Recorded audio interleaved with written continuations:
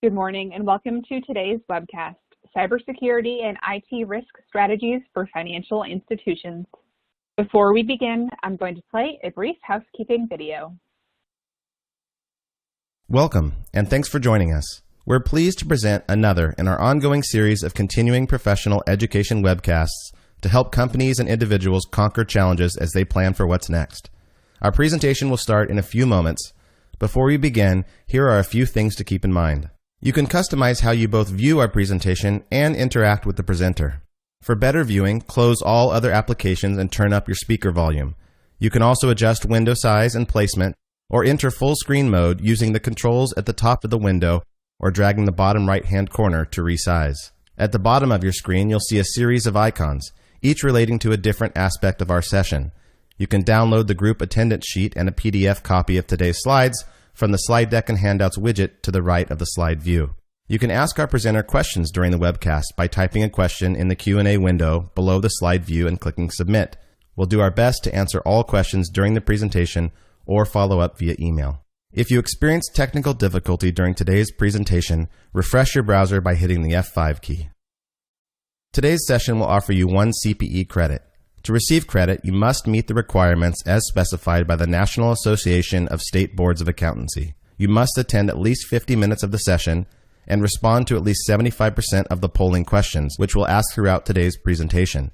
To respond to a poll, click the button next to your answer. We'll track your progress and alert you when you've earned CPE credit.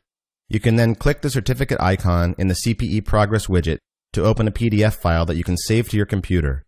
Don't worry if you can't download your PDF certificate today. We'll email a copy to you in 2 weeks. If you're attending this webcast in a group, you must complete our attendance sheet to receive CPE credit. The attendance sheet is available in the slide deck and handouts widget. Please have all group members sign it and send only 1 sheet per group. Also note that CPE credit can be awarded only to participants registered as themselves and isn't available to participants who view the on-demand version. As a reminder, the presentation you're about to see isn't legal, investment, or accounting advice. We encourage you to seek the counsel of a professional service provider to apply this content to your specific circumstances.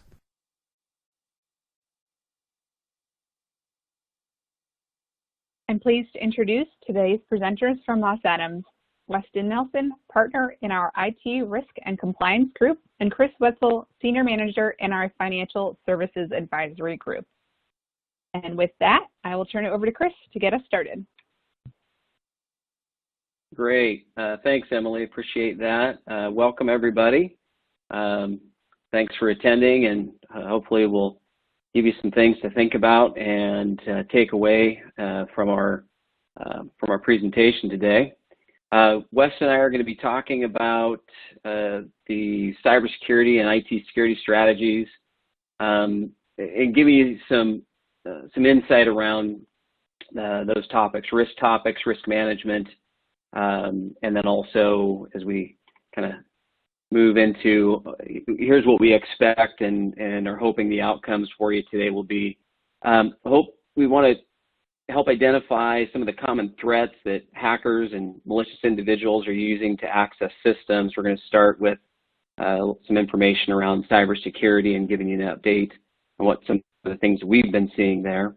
Also discuss the importance of ensuring you've got alignment of your IT with business objectives, and then also overcome any a narrow focus of the IT function within the organization and reduce issues that may arise from hastily implemented solutions. And then the final outcome that we're hoping for to give you is kind of create a better long-term strategy and internal control of your IT environment.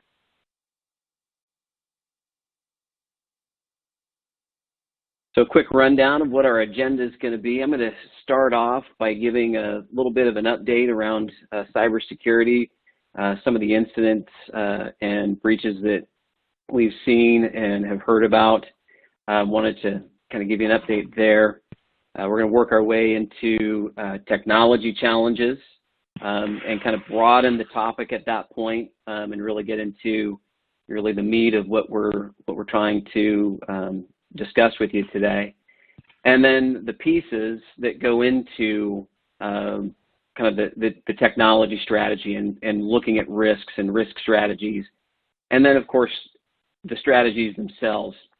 Also, kind of along the way, we'll have some key takeaways, and then we certainly have time for questions and answers. Feel free throughout to, ask those.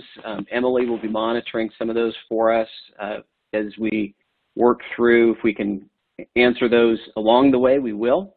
And then there will also be some time at the end of our hour today to touch on any further of those. If we don't get to all of them, we will take those questions and follow up at the end and provide those back to all the attendees in a more written form. Let's jump into the cybersecurity update. We wanted to just start off most of the presentations that we've done and discussions and talks that we've given around IT and technology issues. We typically want to provide some cybersecurity element to that because it is such a hot topic in not only our industry, but certainly throughout all industries. But specifically, we've had such a focus on cybersecurity, the risks of cyber events, and so forth that we felt it warranted just a few minutes of kind of giving you an update of what we've been seeing. For those of you that have maybe heard about, read about, experienced these in some manner, it really is not a question anymore of whether you're going to have a network compromise, but really when and what that's going to produce. And typically what we are seeing is in the more recent reports and the more recent studies that have been being done and the surveys that have been being completed around cyber risks and cyber incidences, it's continuing to be on the rise. Certainly what we saw in a report that came from Kroll when they looked at the 2019 through early 2020 fraud and global fraud and risk issues were that most of the information leaks that were coming out of cyber incidents were being driven solely through, primarily through computer system breaches. 90% of those experienced had the internal leaks that were experienced had an element of a computer system that was breached. So it's really important to, from our perspective, to understand that that continues. And what we've seen in the past is that number is just every year increased even further. So one of the things that we also is interesting to note here is that with COVID, we have also seen an increase in the type of cyber attacks. And a lot of those are leveraging and using and trying to play off of the fears around the pandemic, which is unfortunate. It's such a trying time as it is that to have those perpetrators and those malicious actors trying to use that is unfortunate. But we have to be vigilant in that manner to be making sure that that organizations are understanding how that can play into their operation, into their security strategy. The other interesting point here I wanted to point to is that the cost of cyber crime is expected next year to hit $6 trillion as the overall impact to the global economy.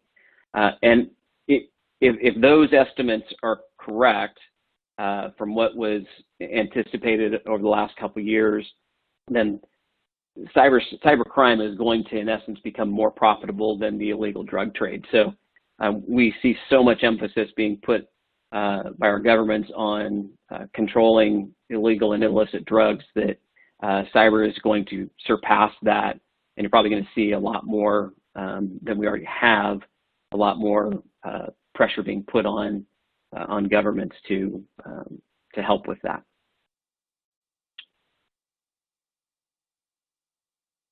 Another interesting thing is we're seeing a lot more devices just being connected to the internet. The Internet of Things, or IoT, is continuing to grow. The more and more we have smart devices and other other devices that are attaching to the internet in order to communicate and function in some manner is growing. IoT Analytics in August of 2018 estimated that by 2020 we would be at 10 billion, in essence, entry points, or 10 billion devices attached to the internet, and that by 2025 we would see 22 billion of those. When you kind of fast forward, and that was 2018, as of January of this year, Security Today found in their research that is now surpassed. We have surpassed what was expected 5 years from now. It's already at 27 billion devices. The number of endpoints that are attaching to the internet continues to exponentially grow. And these devices can be particularly vulnerable. Vendors a lot of times are trying to get their products out into the marketplace, and unfortunately sometimes security is sidestepped or to some degree minimized in order to for companies to get their products out. So a couple of things just here to be aware of is make sure that you're monitoring your endpoints, doing vulnerability scanning, and really knowing where those points of connection are coming from within not only your own organizations, but even within external companies that you may be working with.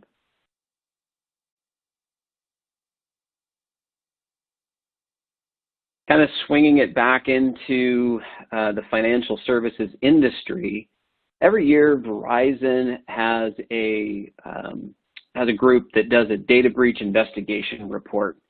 And for those of you who may have attended some of our cyber presentations in the past, you've seen some of these numbers. But for those of you that haven't, to kind of give you a baseline, last year in their 2019 report, which is always a one-year look back, we found that the financial services industry ranked third in reported incidents and fifth in confirmed breaches. So an incident is different than a breach. An incident can just occur without a breach. But so of the incidents that were occurring, there was a relatively small percentage of those that had confirmed breaches, but still breaches nonetheless. Some sort of data was leaked or obtained as a result of that breach. Flash forward to this current year's report, and they found from the surveys that they had done and the research that they had done in the 2019 calendar year incidents is that our industry in financial services, which not only includes financial institutions, but also other types of financial companies, insurance companies, mortgage companies, and others of the like. So it's a broad category, a broad industry category. But we were still fifth in reported incidents, but you can see there was an increase in that number. The more alarming one is that the number of confirmed breaches and data disclosures significantly increased. 5,500, a significant jump. What they saw in those was that most of the disclosures, about 77% of those, did involve personal financial data. So our customers' data is really at risk, as well as our own organization's financial data. And of course, this is getting more and more perpetrated by actors who are definitely financially motivated, whether it's ransomware or just taking the data and being able to sell it in some manner in the black market or others. It's a significant number. We're no longer in an era of where hackers are just trying to attack and breach networks and companies' presence just simply because they want to show off. I mean, it's definitely a business now, and in a lot of cases, it's being funded by government. It's being funded by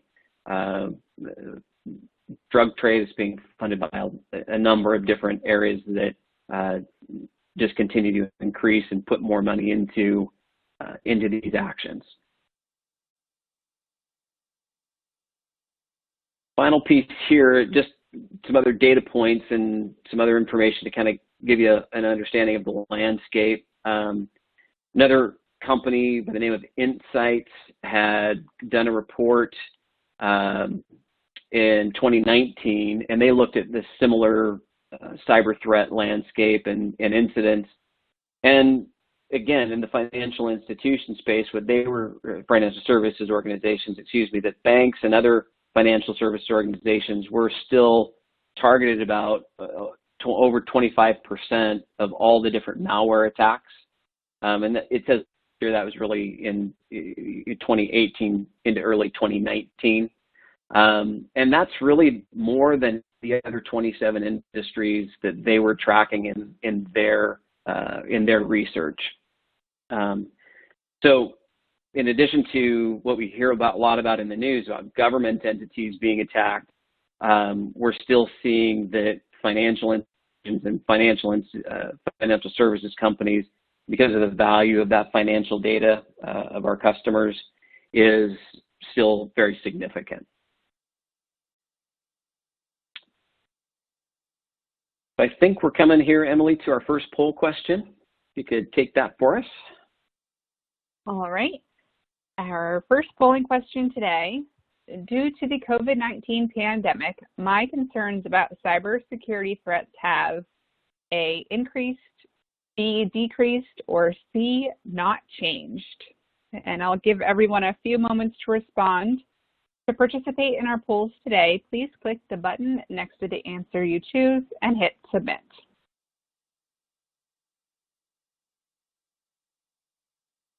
We'll give everyone another moment here on this first poll.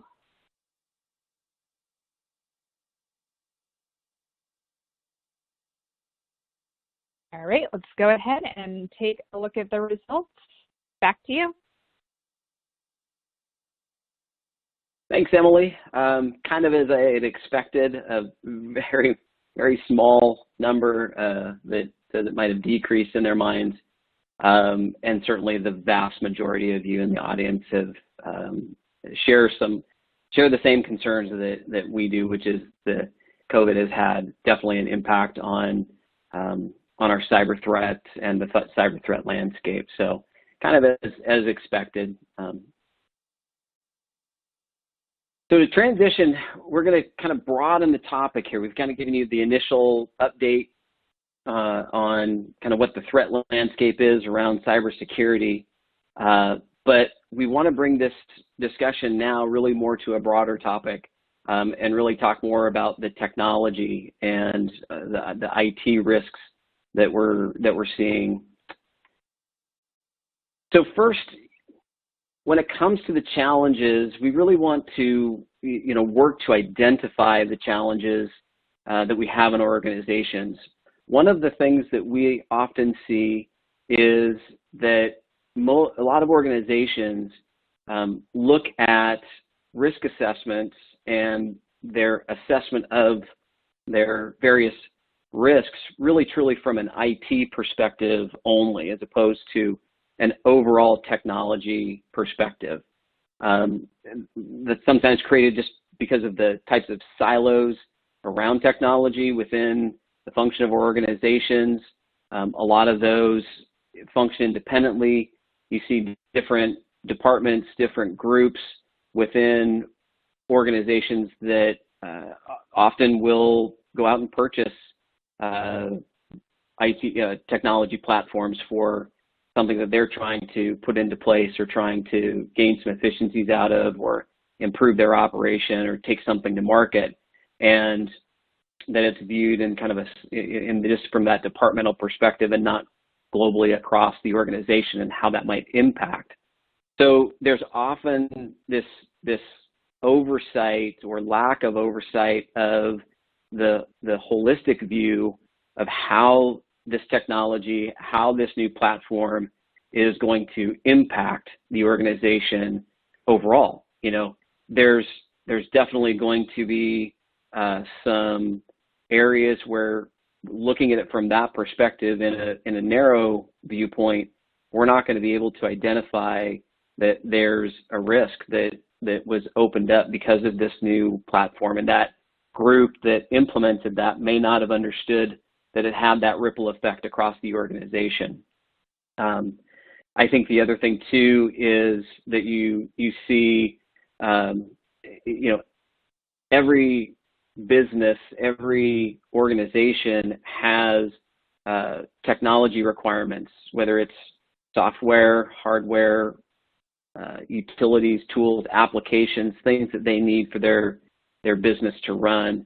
And so it can be a really big, overwhelming job. And I think from that perspective, we want to make sure that we get a bigger, more global viewpoint within our organizations, and help make sure that planning and strategy and the business objectives get brought into those discussions. Hey, Chris, I think this is a good top point where, while maybe more of a rhetorical question, when you think about the last polling question, what are those concerns? Why is COVID created a greater concern around cybersecurity? Is it due to the remote nature of a lot of our individual staff that are connecting? I think this is really important when you go through this assessment. And part of this, when we look at the overall challenges to IT, and we're going to use IT and technology interchangeably, but in the common sense, we want to use technology as the broader evaluation of where your risks are.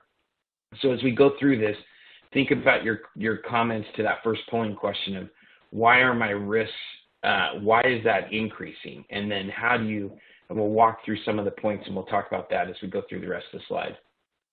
Back to you, Chris. Great point, Weston. Thank you. So as we kind of talked about a little bit a few minutes ago, there is, you know, that sort of tunnel vision that we run into when we're looking at trying to understand what our challenges are and where our risks are. And a lot of times those are hidden. I mentioned that, you know, you can have different things that get implemented, different applications and systems that sometimes, you know, we just don't see where that's going to have an effect on the rest of the organization. And in addition to that, the way that they're implemented and the process and the timeline of that implementation can also cause issues. If it's not properly planned out, if it's the risks aren't properly assessed, and we don't take time and we hastily implement new technologies, we're going to have issues arise that we didn't foresee. So wanted to kind of bring that to everybody's attention. Then, you know, the other thing too is we talked about the cyber piece and kind of giving you that understanding. Cyber threats, again, continue to grow. They continue to proliferate throughout our industry, our organizations, and all organizations. So really the need to have this continuous update of the security protection and the mechanisms that you use for not only protecting, but also detecting those threats is hugely important. Yeah, and I think we had a question that came in that asked, you know, has Moss Adams seen, in particular, out in the field where technology was implemented with unintended consequences? And I think unintended consequences can come in multiple flavors, if you will. I think there's oftentimes, and to this point that Chris has kind of presented to us, is that oftentimes we think of IT as the driver for a lot of the IT risk when we don't look at technology holistically across the business. And so I know that there was, in particular, I've seen a couple of times where a client, or in this case, a financial service group was implementing some applications and software that didn't necessarily go through the IT group. And it was something that was more in the business. It was a unique system or an application that was being used for that particular group. And upon setting it up, it created some unintended risk through the security settings and through how it was connecting to the network. And so it wasn't until we were going through this complete comprehensive risk assessment that we started to identify the nature of where all of these, what I'll call business applications or tools, sit, and how then they connect to the environment and the network that wasn't always under the purview of the IT group. So when you think about it, and we'll talk about this a little bit more when we get into the pieces part of the slide, but when you start thinking about how do you control technology and how do you set standards and policies, those aspects come in, and the more that you allow for that technology to proliferate throughout the organization, that's not always under the direct vision or direct view of those that are trying to govern technology, that's where it can create those unintended consequences.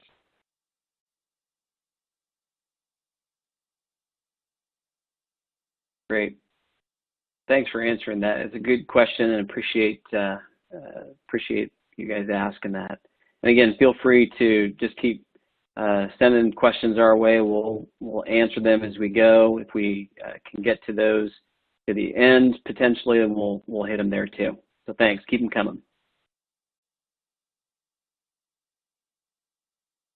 So the other piece of this, and I think Weston was starting to allude to it, is really we've got to start asking kind of the hard questions around around our assessment process and around understanding the technology risks and how it's going to impact the organization.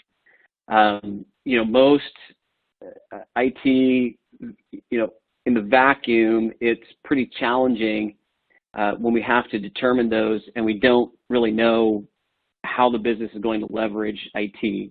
How is it going to implement that? And some of the questions that we really need to be asking as we go through the integration process are we've listed here. I mean, first, what's the focus from an IT perspective? Are we trying to be a support function, or is this a strategic play? What factors in that are driving us to want to acquire and implement this technology?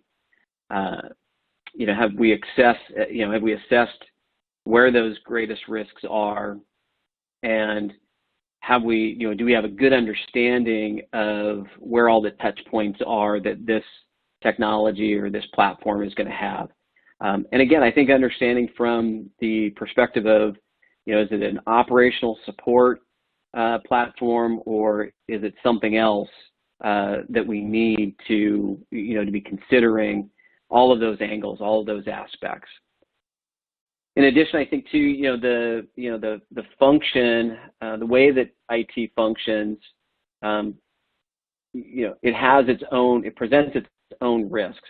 So if we know what they are, but we need to work through them some more, we've really got to understand where the strengths are within our organizations, within our IT environment. Understand where also, potentially the gaps are. Those can play off of each other and certainly have an impact on the decisions that we make. And then also, how is it aligning with the strategy of the company? We want to make sure that what we're doing is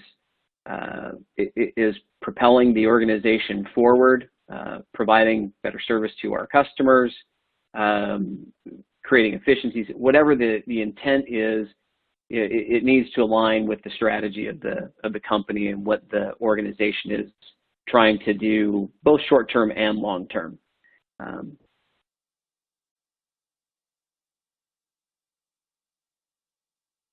But here we've second poll, so I'll turn it back over to you.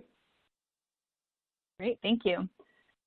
Our second polling question In terms of an enterprise-wide approach to IT risk, which of the following best describes your organization's current approach? And your options are A, basic.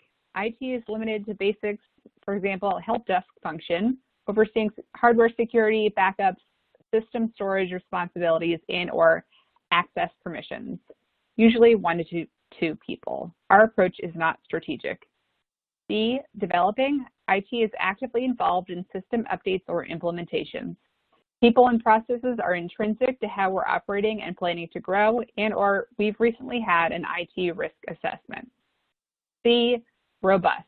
IT is part of our strategic plan whose personnel, life cycles, known risks, documented systems, and transformative abilities are part of how we're growing our business. Or D, I'm not sure. We'll give everyone a moment on this question. And as a reminder, if you would like to receive CPE credit for today's webcast, you will need to respond to at least 3 of the 4 polling questions. All right, let's go ahead and take a look at the results. Back to you. Perfect. Thanks, Emily. Thank you, Emily. All right, so just quickly jumping in and looking through this, it looks like the majority indicated that they're in the phase of developing.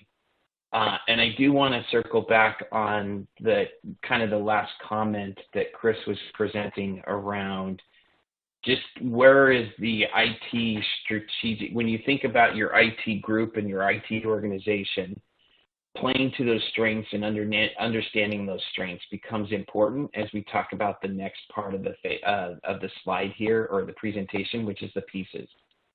And specifically, when you think about your IT organization, are they geared to maintaining and keeping the lights on, or are they a partner with the business in thinking through the business goals and strategies? So when you think about your financial services or your institutes and where they're going, what is your strategic direction as a company? And then how does IT fit into that? And so while we've started out kind of providing an overview on cybersecurity, it's also important to know that this is a more holistic approach to your evaluating the IT risks, and we'll walk through each of these things. In particular, when we talk about the 4 elements, and you've heard I think the common adage is people, process, and tools. We like to extend this a little bit to people, policies, standards, processes, and then your systems and technology, or your tools. And specifically, we'll go through each of these just to provide a little context around what each of these sections mean. When it comes to people, this is oftentimes one of the key areas that we see is overlooked. And this one is important in understanding not only the people with, and I'm not just speaking IT, this is individuals throughout the organization. And this is understanding, do they understand their roles, their responsibilities? Do we have the qualified people in the right areas? Do they have the prerequisite skills? Do they have what we're trying to accomplish? And more importantly, when we think about the strategy and where we're going, are they headed in the same direction? And do we have that talent pool available to us to go in that direction? And specifically, I keep coming back to it's not just your IT group, it's more this holistic view. Let me give you an example. If you think about, and I don't have statistics here, this is just more where I've been involved with a lot of the cybersecurity breaches. Most of those cybersecurity breaches were not necessarily coming directly from a breach where they were able to compromise a system through an attack or some type of penetration. Where of late, most of the ones that I've seen, they're coming from individuals who received an email and clicked on an email that didn't know, didn't know where, didn't understand how that email could play into their cyber risk. And it was really a phishing email. So when you think about the people, there's an element here too that comes out of this that comes in the form of training. how well are we educating our people? And that really ties nicely into the next section when we think about policies and we think about procedures and we think about standards. This is where it's important that we really are setting kind of this tone or this environment in how we want our individuals within the company to operate. Specifically, written policies or standards can help make an official statement of the overall culture of the organization, but it also helps people to understand what is expected of them. And going back to the example I was just talking about, making sure that if there is a risk and it's related to cybersecurity and you're getting a lot of phishing emails, then have we developed the policies and the procedures of how to handle that? Have we gone through and educated or provided training to our people that allow them to identify quickly where there is a malicious email or a malintent email, and how do we then walk them through the process of being able to dispose of that email properly without creating an exposure to the organization? So this piece here for policy really does become important as you go through and evaluate the risk of people, understanding where your policies are and how and where they are in terms of a maturity. Are they in a developing stage? Are they policies that we drafted 5 years ago and we haven't really come back and refreshed them? All of these are elements that you're going to want to think through. And then the next part, this is where I get into my favorite subject of all, is really understanding the processes of the organization.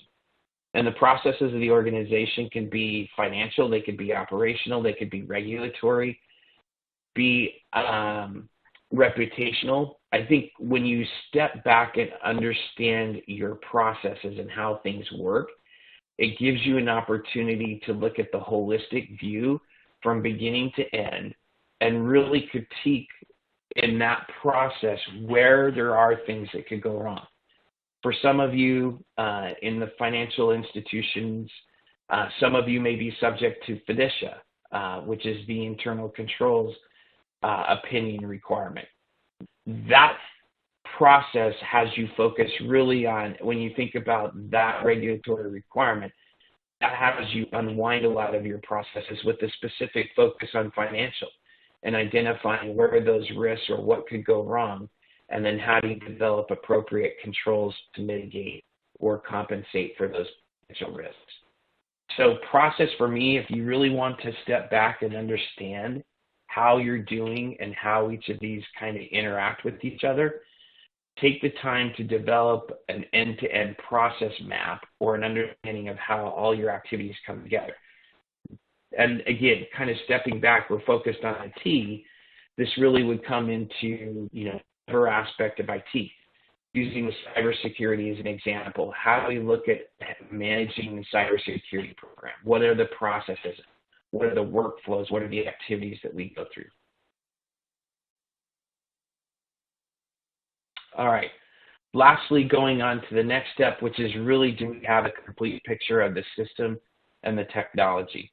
And this one in particular, the focus here is understanding where everything sits and where it potentially resides. And I think when you go back and you think about the fact that Chris talked about the Internet of Things and 27 billion devices connected to the Internet, there's a lot more in terms of tools or technology or systems or handheld devices or whatever it is that are connecting to your environment. And do you have a holistic picture of that? So really gathering a comprehensive understanding of your technology footprint across the organization will also help as you go through and gather information across each of these pieces. Gathering your information from people, from policies and standards, from processes, and from systems. Once you've accumulated all the pieces, putting that down and then looking at that picture holistically and how they interact becomes really important. And in particular, we talked a lot about, some of the unintended consequences. This really is where if you don't have a full picture, and I'm going to get to the third bullet point here in a minute, fourth bullet point, which is around third parties. This is particularly important in understanding where your internal control environment is being extended to a service provider, and specifically understanding where those service providers are and what type of assurances you may have in understanding their internal controls, understanding their internal policies and procedures, understanding their processes. So this one is oftentimes overlooked. We just assume that because it's a third-party association, we don't need to worry about it. And sometimes there is this, hey, we get a service organization report or a system and organizational control report, which is called a SOC report, that we just get that SOC report, and that by getting that SOC report, we're good. What we're seeing more often than not, especially in a lot of these SOC reports, is qualified opinions, where there's exceptions or weaknesses within those service provider environments that will have a ripple effect into your own environment. And so it's important that as you go through and understand the technology piece, understanding where you might have third-party relationships becomes really important too, because in essence, you've extended out your control environment to them. We had a question here just quickly. The question came in, have you seen clients going away from cloud and returning to internal computing to minimize their security risk? Yes, that's a little bit of a tricky question. Yes and no. I mean, I think it really does depend on where you are, what your risks are, and what it is that what you've extended your environment out for. So specifically, where have I engaged third parties, and are those over strategic areas, or are they over probably less strategic areas and more operational? And so I'll get to that in just a minute and hopefully answer that question as we go through this. All right, let's go to the next. I think we've got a polling question here, Emily, that I'll flip it back to you. Great, thank you. Our third polling question, does your organization take a holistic company-wide approach to IT risk management? And your options are A, yes, B, no, or C, I'm not sure. For those of you that would like a copy of today's slide deck, you can download them now from the folder that says slide deck and handouts to the right of the slide view. We will also be sending the slides via email after the webcast. We'll give everyone a couple more seconds here.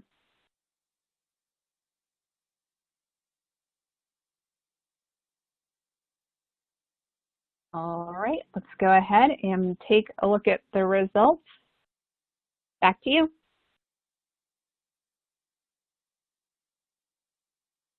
Perfect. So it looks like majority of 70% are taking a holistic company-wide IT approach or risk assessment approach, which is good.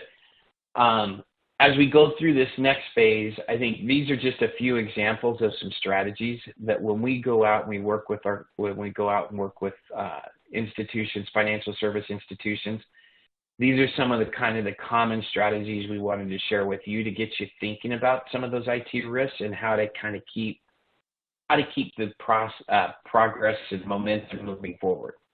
So we've talked a lot about this and really taking a holistic view around technology. And again, purposely, we kind of talk about IT and we talk about technology synonymously in this presentation, but it's not just the IT group, it's understanding where technology can exist throughout your organization, with the goal of really understanding what are my risks.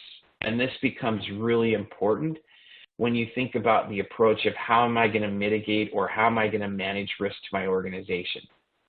And if you think about overall, one of the first strategies that we really recommend, and while some of you may not know or may not be familiar with it, but there is from a fiduciary standpoint, there is a framework out there for internal controls called COSO. And it's the company of sponsoring organizations that really developed this holistic framework, taking an approach to evaluate your risk and look at it from the perspective using some of those COSO objectives becomes really helpful for organizations. COSO really focused primarily I think initially when, we go back to Sarbanes-Oxley and when it first came out in 2004, 2005, it was really focused on financial. More recently, COSO released an update that really was in 2013, focused on a broader perspective of looking at risk, not just financially, but looking at regulatory risk, operational risk, financial risk, and to some degree, even reputational risk. So again, strategy number one, make sure that you're going through and looking at your organization holistically. Next strategy, and this becomes really important when you think about what you're trying to accomplish. Where are those significant activities within my organization that matter? And this becomes important of really how do I line up with what are my strategies? So when we think about financial services and financial institutions, what are my strategies? What are we trying to do? Every company is trying to grow. Well, what does that specific growth look like? Where is that coming from? How are you accomplishing that? Understanding the risks in that area would probably indicate that you're less adverse to those, you're probably more risk adverse in those spaces than potentially others. So really understanding where your risk tolerance is a second important strategy that I think is helpful. And the reason this becomes so critical when you think about the overall approach is really, if you know what your risks are, and I know where my strategic elements are, and where I'm not willing to sacrifice, whether that's reputational, regulatory, or operational, then it allows you a little bit more freedom to start being selective in some of those less strategic, less specific areas, if you will.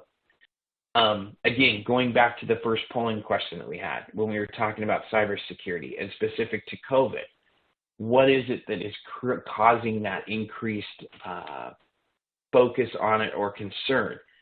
Do we have a good understanding of how our environment has changed given COVID? We now allow a lot more remote access into our environment. How are we protecting that access? So these are all elements to think through, and really understanding where your risk tolerance lies becomes important. And then as you go through the process, your whole intent is to minimize exposure. Understanding the difference of where you're less risk adverse versus more risk adverse is key, because you can't, the cost to negate all risk can be incredibly expensive. And so being very strategic in knowing where that is important to the organization as a whole, as you consider the overall strategy, as you consider your overall technology needs, as you think about the future and where you're going. All right, let's go to the last polling question. All right, our final poll. I'll turn it over to... Thanks, Weston. Does your organization perform an IT risk assessment? And your options are A, yes, I think so.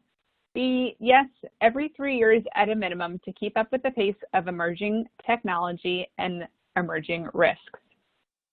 C, no, I think that's supposed to be I'm certain we don't. And D, no, not yet. And once you have completed all CPE requirements, you'll be able to download PDF of your CPE certificate from the CPE progress window to the right of the slide view. Give everyone a couple more seconds on this final poll. All right, let's go ahead and see what everyone has to say. Back to you.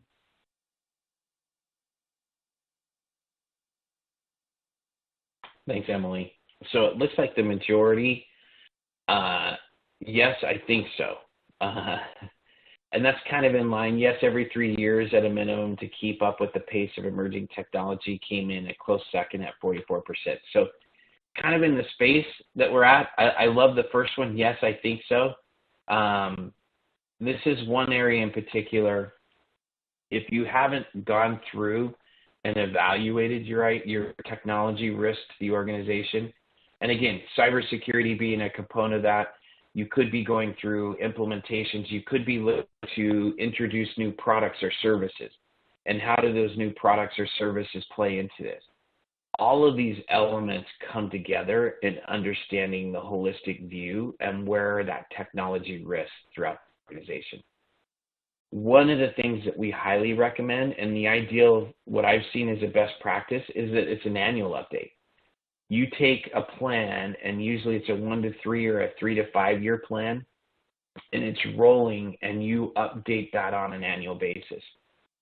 That is kind of what I would consider best practice, is there's a constant attention to what are my, when I think about my risks, and that becomes important because it helps me define what my goals and strategies may be for the next year. And again, I want to come back to this point that we made earlier about knowing whether or not how you're leveraging technology. Is technology there just to keep the lights on? Or are we truly trying to use technology to be innovative, to be leaders, and to really introduce different services and activities for our customers? Depending on that answer to that question changes how you evaluate this risk assessment. And if you are truly more of just keeping the lights on and maintaining what you've got, then maybe the risks are a little bit different, and the effort to change or update on an annual basis is different. It's probably not that significant. Conversely, if you're really trying to push out new technology and leverage technology, then you definitely want to be doing this on an annual basis and really checking yourself against the risks and checking yourself to make sure that it's still aligning with your strategies. The important piece here is really making sure that you also consider the environment. I think this last point, when we put this slide deck together, was really a key factor. I don't know that 6 to 8 months ago, any of us would have predicted the impact that COVID would have. So there's certain things at play that we can't control or manage, but understanding how then that plays into our own risk assessment, does it alter it? Does it change it? That helps an organization get through this much quicker, especially if they've already completed a comprehensive evaluation around technology. They understand where their risk tolerance is. They understand where they're okay to be more risk adverse versus something where they're okay to let risk be have a greater tolerance for risk. This is the play that it has. And when you think about that first polling question, I'm going to come back to what is it that's causing that increase and how have you assessed it? All right, in summary, appreciate everyone and their time today. Just quickly going through and making sure that, as we've talked about, the holistic view and aligning with strategies of the organization, understanding those strategies and how technology plays into them is a key part of assessing your risk and your risk tolerances. And then also spending the time to do this. This is a lot broader effort and can take some time going through and pulling together a risk assessment if you really haven't done a comprehensive evaluation. So it's one that when you think about the pieces, don't rush it. Really evaluate your people, the policies and standards, the processes, as well as the technology tools that might be used. And then always think of it from a holistic point of view from a technology standpoint. And again, the Internet of Things is a point that I always kind of bring back to this. Do we know where all those touch points are? And with that, I will turn it back to Chris for some additional follow-up points as well. Thanks, Weston. I wanted to just circle back here as if anybody else has any other questions, certainly shoot them our way. But to circle back to the last question, talking about cloud computing and just trying to see the trend that we may be seeing in efforts to to help minimize security risk.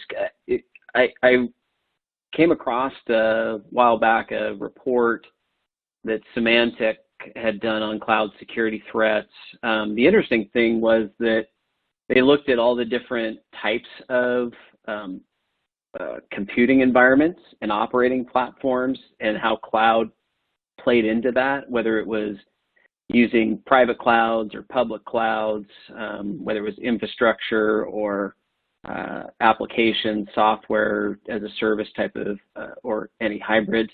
And the interesting thing was that it was really evenly spread. So to kind of Weston's point, when he initially answered that question, is it kind of depends on what we're seeing.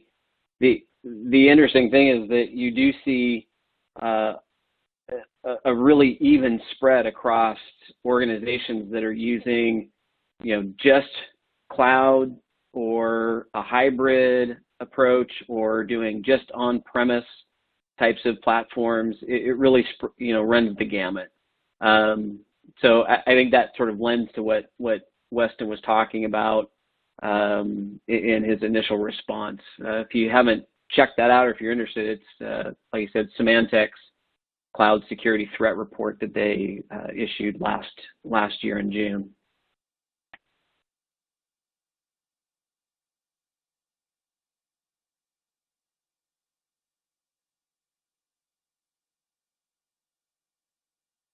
All right.